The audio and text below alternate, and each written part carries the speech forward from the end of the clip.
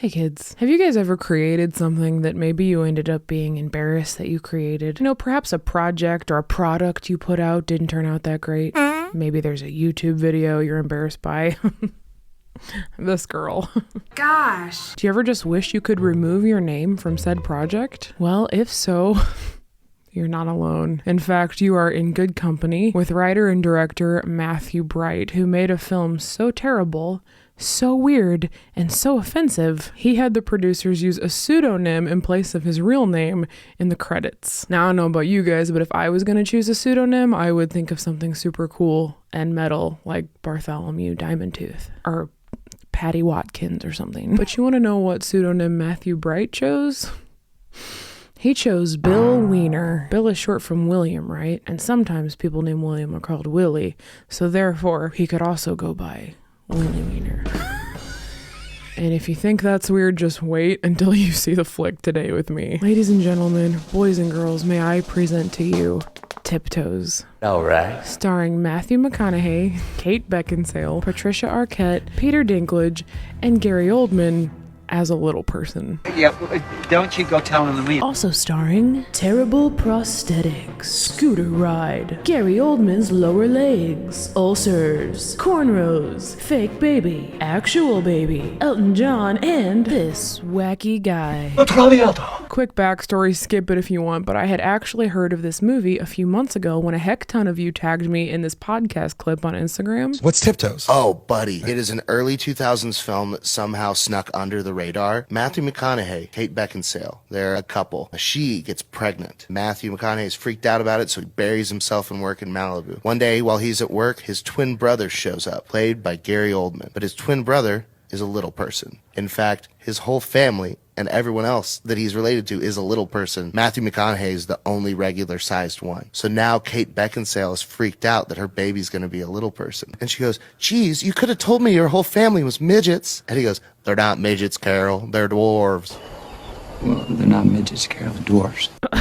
If those gentlemen had not done their due diligence with editing and adding a bunch of footage from the movie, I absolutely would not have believed that this movie existed. So immediately I'm like, yes, watching this ASAP. It's available on Amazon Prime. 30 seconds into the movie and there's an F-bomb. And I'm like, well, there goes that. I can't review this on my channel because we keep it family friendly here, you know? And so apart from every night before falling asleep, I never really thought of the movie again. Until that is, a few weeks ago, I got an email from an angel of mercy named Rebecca. She suggested the movie, said I absolutely have to review it, and also said, funny story about this movie, it aired on TV once and I have it on VHS. My dad recorded it for some odd reason and we have kept it for like 20 years. I'm more than happy to send it to you if you want to review it, but can't find it. In fact, I would be honored. So most of you probably know this, but if a rated R movie airs on TV, it then becomes PG-13 and is censored and all the naughty parts are taken out of it and it's family freaking friendly. So I said, heck yes, Rebecca. The beigest of Becky's. I have the VidBox VHS converter. Please send me your VHS tape. I watched it. It is insane. And I am so thrilled to share it with you guys today. So buckle the heck up, put on your floppy pajama hat, and get yourself ready for Tiptoes. But first, a word from today's amazing sponsor. Hey kids, you know the best part of coming off of the carnivore diet? Vegetables. You know, just doing normal low carb like a normal person. And the absolute best and most convenient way for me personally to meet my nutritional goals is by using Factor.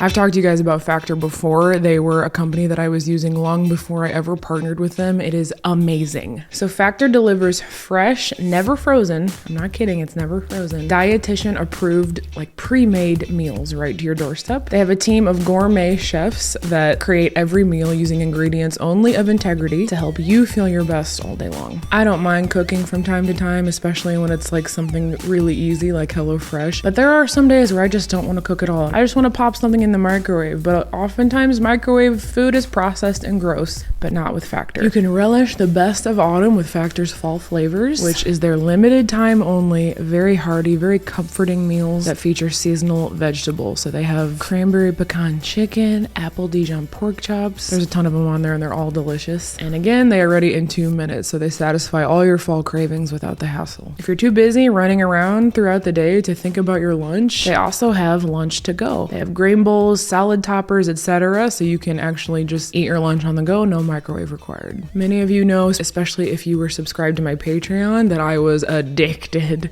to Factor. Nick and I both. So stinking good. So easy, no cleanup, no prep, nothing. Just 2 minutes to deliciousness. Literally the best thing I've ever eaten in my entire life. Poblanos? So this October, get Factor to enjoy eating well without the hassle. Simply choose your meals to enjoy on the website and enjoy fresh, flavor-packed meals delivered right to your doorstep. If you're interested in trying out Factor, and you should be, head to factor75.com or click the link below in my description box and use code Jaime50 at checkout to get 50% off your first Factor box. Again, friends, that's factor75.com, and when you go to checkout, use code Jaime50, spell my name correctly, and it will save you 50% off your first Factor box. Get ready.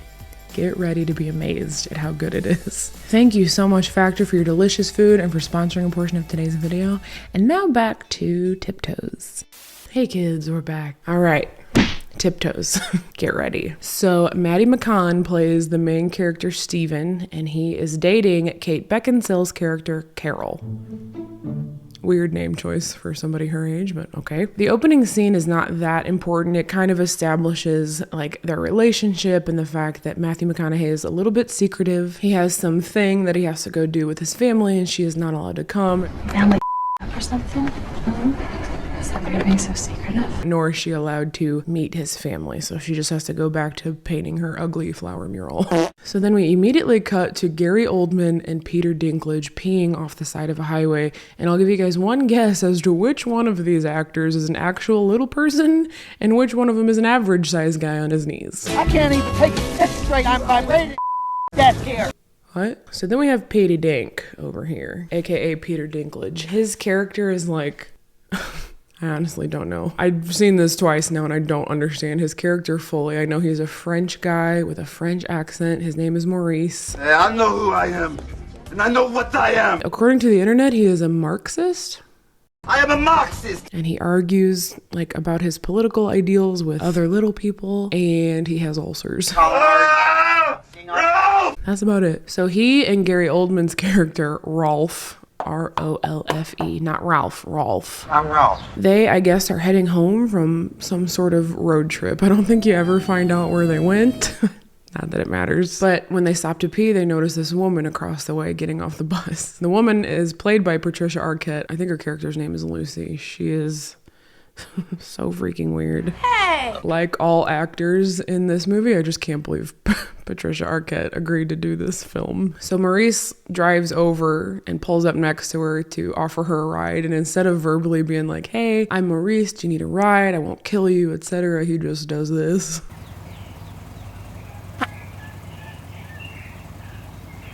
And as any sensible woman would, she's like, yeah, totally gonna ride with this guy. Seems legit. And I kid you not, that is the only interaction between those two characters. The next scene, we see them as boyfriend and girlfriend. So meanwhile, we find out this big secretive thing that Steven had to go do with his family, and it turns out it's a banquet for the Little People's Defense League. I'm not exactly sure what their whole mission is. Maybe defending little people, just a thought. The guy like speaking on stage is not really much help to clarify. There are over 100,000 little people in North America alone. Yes. Wait, why are we clapping? All I did was say how many little people were in North America, right? It only took me 3 times of watching this to realize that that's David Alan Grier. What are you doing here, Dave? So then we meet Steven's parents, I guess some of his extended family. I think this guy might be his uncle. He's got some nieces. A lady walks up dressed like a real floozy, if you know what I mean. Oh, hello, Mr. President. Pleasure's mine. See your tits? Why are you asking that to a 2-year-old? So Maurice and Rolf and Lucy show up to this convention. They're late though, it's already over. But I guess this convention was their final destination. And we find out the shocking revelation that Rolf is actually Steven's twin brother. Hey, Steven!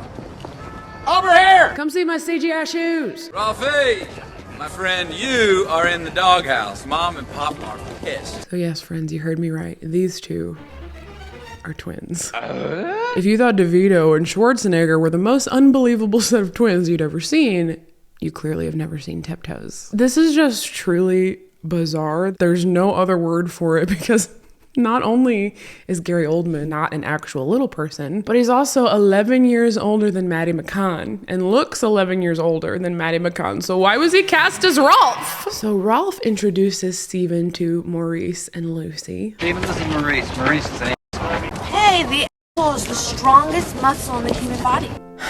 The writing just, it brings me to tears. Thank you, Matthew Bright.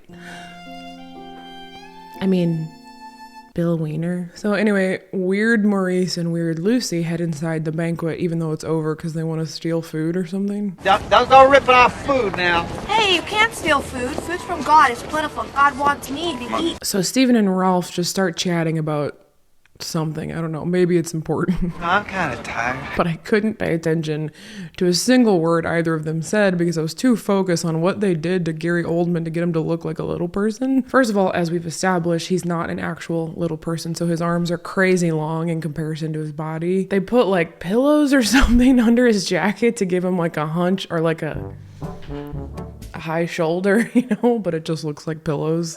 Oftentimes they give him these terrible like prosthetic legs that just look like pillow tubes. But even better than all that, on the rare occasion that they would actually show his full body standing still, when it wasn't a stunt double, they straight up CGI'd his shoes. For Christ's sake, don't let them know you're riding around on this thing, Mom. You can literally see them like wiggling as the editor was trying to track the camera movements in the editing software. Why wouldn't he just put his knees into shoes like we all did as kids? I'm gonna give Sally a holler. Yeah. Stack over there for a few nights. I'm sorry, is my dude straight up riding on the back of his wife's motorized scooter? Oh my god. Let's freaking go, dude. So Steven heads home to Carol, where she informs him that she thinks she might be pregnant, and he has a really good response.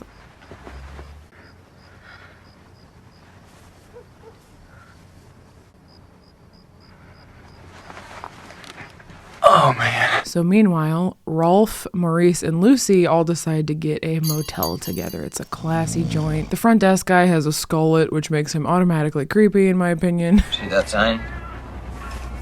We don't allow prostitution in here. Oops, sorry, no, actually I didn't see that sign because I was too distracted by the 3 entire other signs that say pets aren't allowed at this motel. This is a very strict motel. They have a lot of rules, none of which apparently apply to this guy. So unfortunately, Scully here only has 1 room available. The place is crazy packed. So Rolf has to share a room with Maurice and Lucy while they canoodle each other. Hey, Lucy, you notice how we stalk one another? Huh? I'm so confused about this whole scene. Lucy gets grapes and some like skewers out of her duffel bag, drapes a horsey blanket over a lamp that's not turned on, and then gets into a bed with a guy she just met hours prior and drinks morphine syrup. Oh, hey, that's smooth. What is this? Imported cherry-flavored morphine syrup from France and cognac. Oh, I just wish I had a crepe. Wait, are these the really thin pancakes? While I do agree that a crepe would go really well with morphine, I don't really think it's wise for a young woman to drink morphine with 2 strange men that she just met. It's ludicrous. What, you guys think little people can't be dangerous just because they're little? Have you not seen that guy on TikTok that tells a story about getting the snot beat out of him by a little person? Going, bam, bam, bam, but he's grabbing my hair, and he's going, bam, bam, and I said, God! It felt like I hit concrete. That's how tough he was. Exactly. So Maurice and Lucy, they try to get a little bit makey-outy, but Maurice's ulcers start acting up. What is it, your back? Oh, God! But not to worry because his pain immediately goes away about 8 seconds later. That is better. It's so funny to see good actors in terrible movies. I really like Petey Dink. I like all these people. This is like a star-studded cast. What are you guys doing? Uh-oh, here comes Ralphie with his long arms, creepy robe, and shoulder pillow to kill the mood. Now, real sore. Oh, and a real tired. So keep it down. Man, Rolf seems really tired. I hope they keep it down. Aren't you guys so glad that this whole motel scene was in the movie? I feel like it was really vital to the main plot and essential for character development. Thank you, Billy Ween. I guess after watching this for a third time, I realized that this scene did serve somewhat of a purpose. It shows that Maurice deals with pain, and that's why he drinks morphine syrup. He's got ulcers, herniated disc. And he has all of these issues that are caused by his dwarfism. It's just little people shit. And they really, the point is to get the audience to empathize, which I do, but it was so poorly done and so weird that unless you watch it 3 times, you just think he's a creep trying to roofie his new girlfriend. So Rolf goes to see his ex-girlfriend, Sally, but he gets beat up by her new boyfriend. Thankfully, Sally saves the day by hitting her boyfriend in the head with a boombox. I love how this was edited together. She just hits him in the head, and then the very next frame is her, slamming the boombox on the ground. Good work, Billy. So he can't stay at the motel with Maurice and Lucy. He can't stay with his girlfriend. He has nowhere to go. And with nowhere to go, Rolf goes to see his brother, Steven. I guess Steven and Carol live in a big garage. It's kind of a weird set design, but then again, I live in a small world. I've just never seen a residence like this. But it looks like a big garage. But anywho, Steven is not home. He's at work, so Carol answers the door and is shocked to learn that her boyfriend and father of her unborn child has a surprise twin brother that she didn't know about. I'm Rolf. I'm his brother. So Rolf asks if he can come in and have his wounds tended to, and oh, what's that?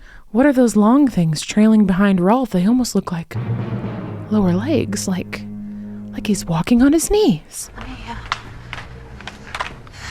Why didn't they just have him wear green socks from the knee down and then use a chroma key editing tool and then, I don't know, to make his legs disappear?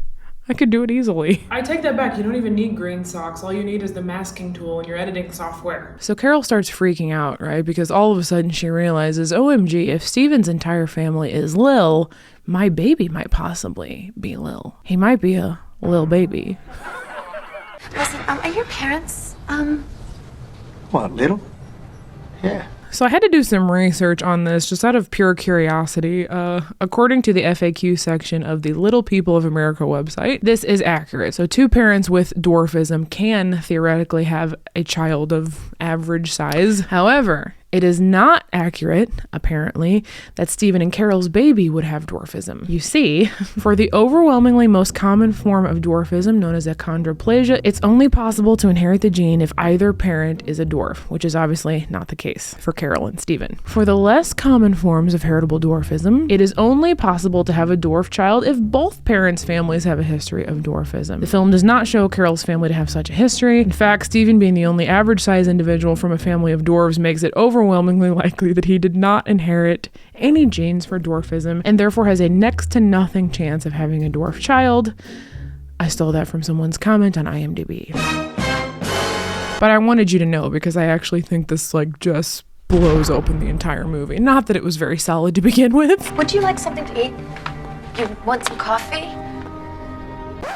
Wait a damn minute. So I read somewhere that Gary Oldman physically got inside of that couch and they just stuffed a pair of jeans to make it look like his legs. I instantly thought of those costumes people wear where it makes it look like an alien abducted you. It's absolutely genius. Meanwhile, back at the Skullet Motel, housekeeping wants to fluff Maurice and Lucy's pillows, but they're not feeling it. Go away. We're eating each other. So Scully comes up with a freaking sick outfit, dude. And he tries to get them to leave. I guess it's they're past their checkout time or something, so Lucy just fully beats him up. Wail on another dolphin. And it looks really real. It's all right, Maurice. Lucy has it covered. You can put your gun away. Was he gonna kill him? You know what, guys? I need a break. Yeah, we gotta take a break. I gotta refuel and rehydrate for the rest of this movie. Don't touch that dial.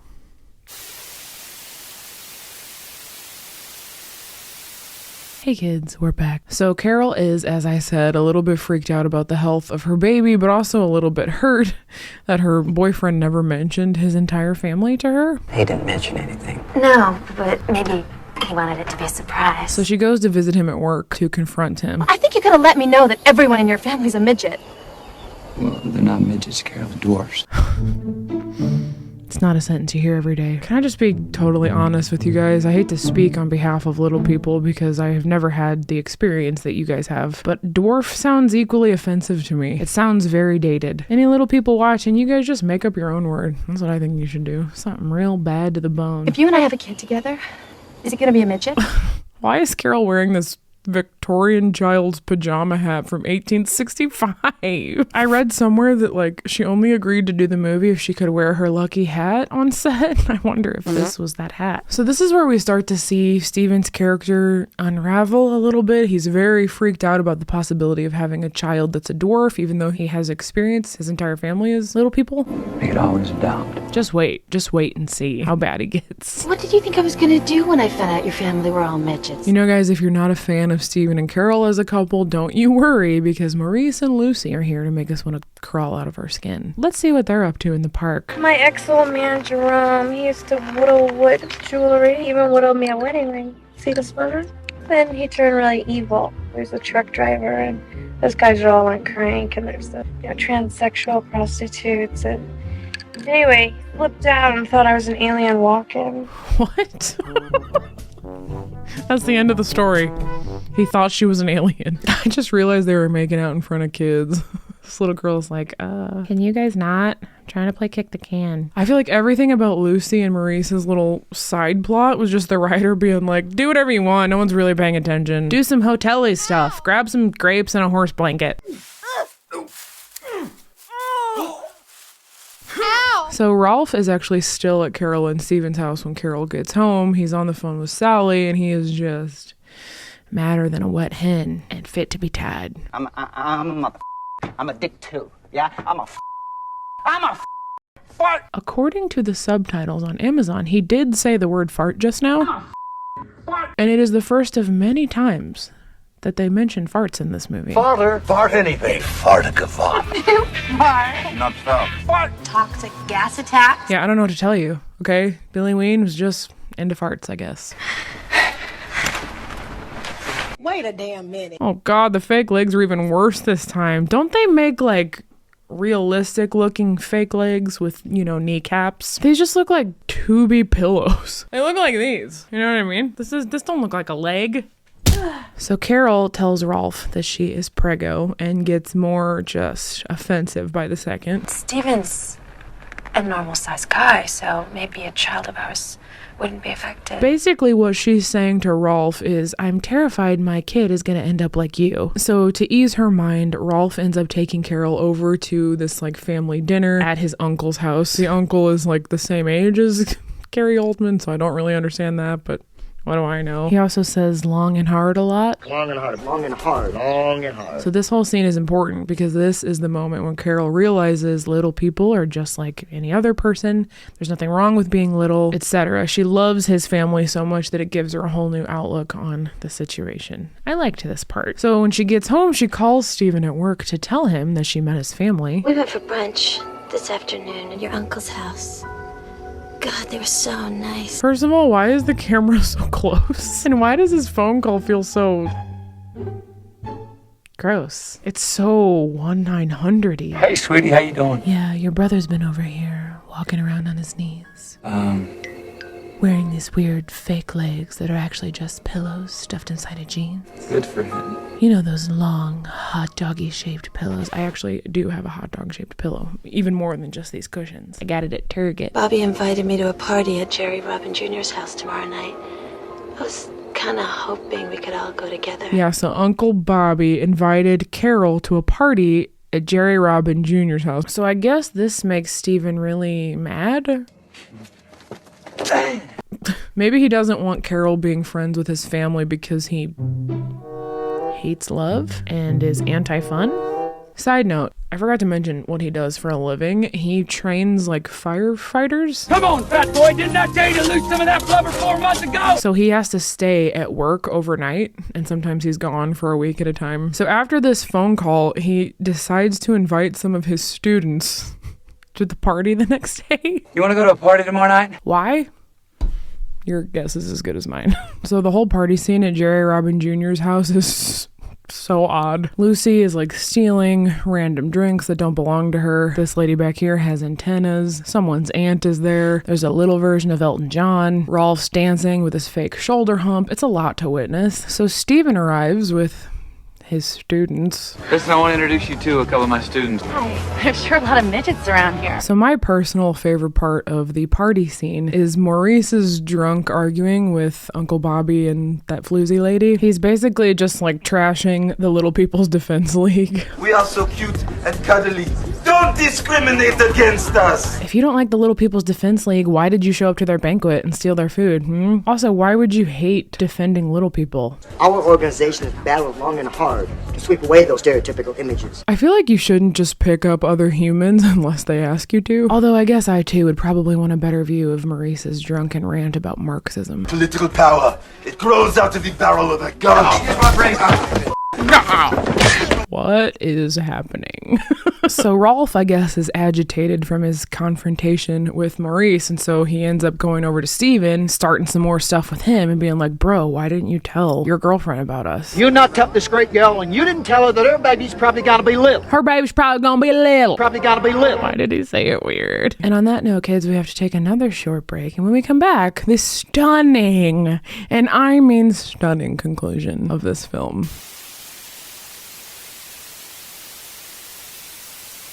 Hey kids, we're back with another episode of Gary Oldman's Lower Legs accidentally showing. I'm gonna fight Sally. Literally all they would have had to do in post-production was like scale that image up a few notches. Problem solved. You're welcome, Billy Ween. So fast forward, I don't know, a few months or something. Carol and Steven host a little family dinner where their parents finally meet each other. Meeting the in-laws, okay? Nothing that significant happens. Carol's mom is just a little bit caught off guard that both of Steven's parents and his brother are all little. But they get over it pretty quickly. They do ask if anybody is opposed to Carol and Steven having a Jewish wedding, and then they just like talk about farts. There was a young fellow from Sparta who was a real whiz as a farter. He'd fart anything. Boost up his ass, blast, bah, and then counterpoint. This right here is why I'm afraid to book my first acting gig. You never know what kind of script you're going to be given. I might end up having to tell a weird fart story.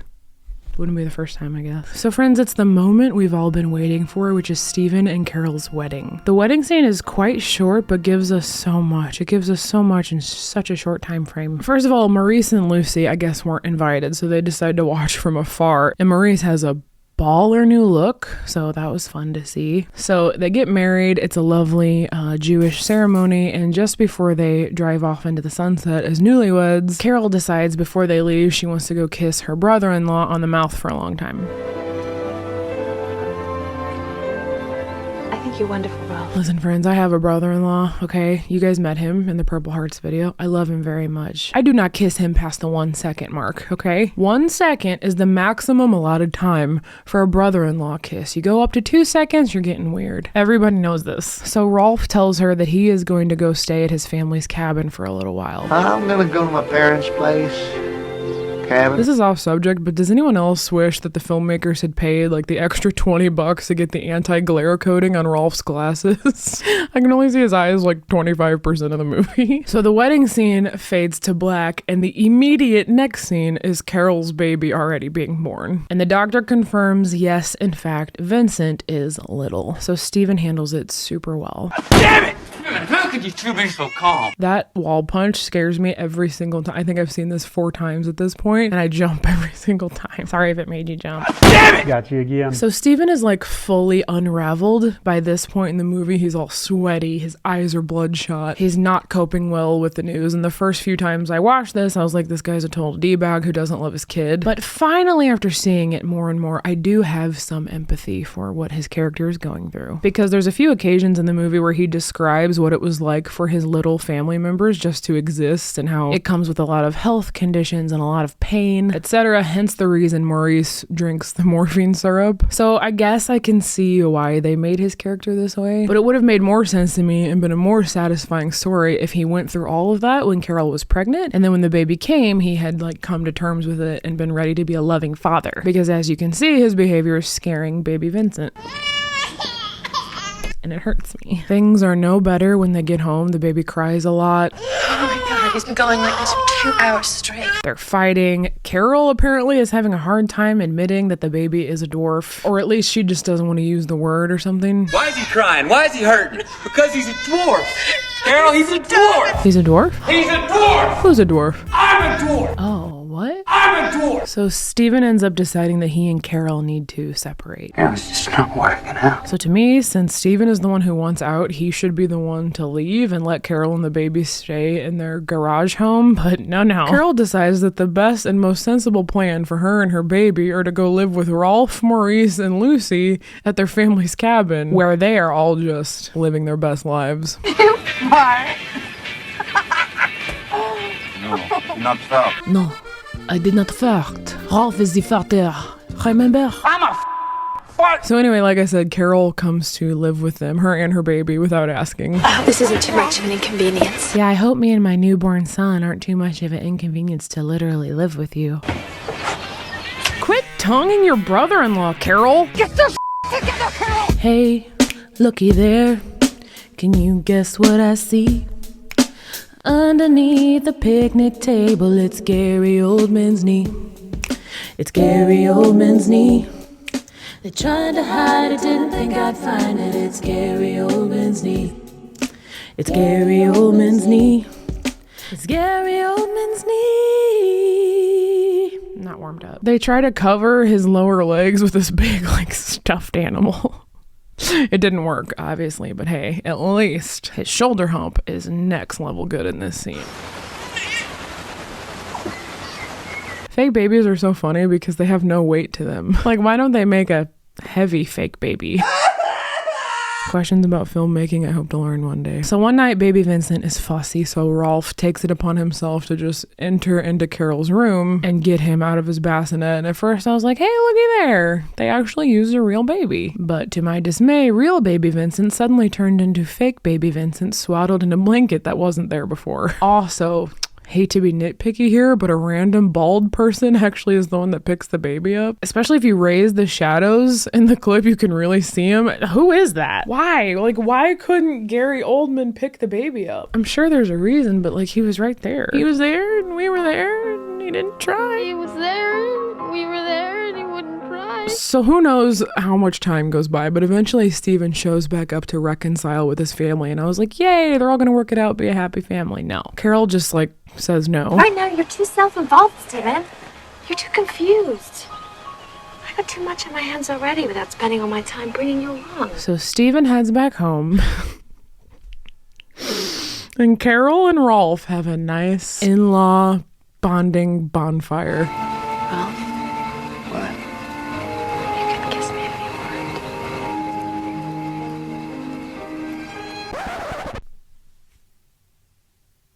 Guys, I know what you're thinking. You're probably thinking to yourself, Jaime, chill out, okay? This is just another one of their friendly, totally platonic in-law kisses. But you will be shocked to know that's not true. It's romantic. And you know what else will shock you? This is the end of the movie.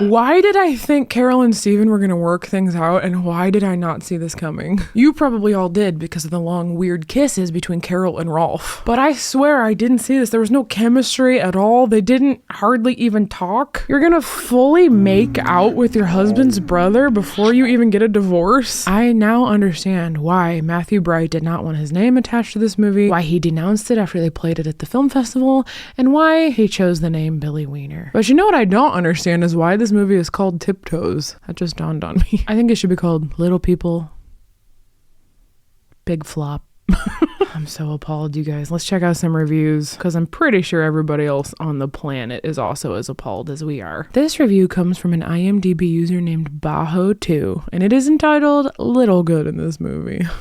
You'll probably, oh sorry, it's all capitalized. You'll probably never see this movie, but if by chance you might, then you shouldn't read it because it gives away the plot line, but you probably wouldn't believe it anyway. If I was gonna look for an actor to play a sympathetic lead role of a dwarf for a straight up drama about little people, naturally I would turn to Gary Oldman. Yes, that Gary Oldman. Dracula, the Devil, Pontius Pilate, maybe 5'11". I guess Al Pacino wasn't available. Ouch. Here's another one. Whoever dreamt up this nonsense needs our help. One of the most idiotic films ever made. A PC message movie that ends up making fun of...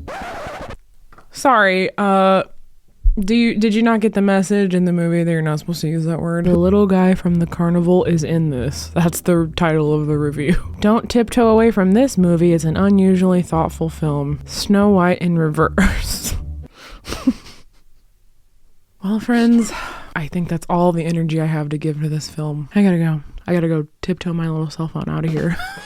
Thank you so much for watching. I know it's been forever since we did a movie review, so thanks for your patience. Leave all your thoughts, comments, concerns, and opinions in the comment section down below about this movie. Any fun facts that you know that I don't know. And I'll catch you guys on the flip side. Peace out.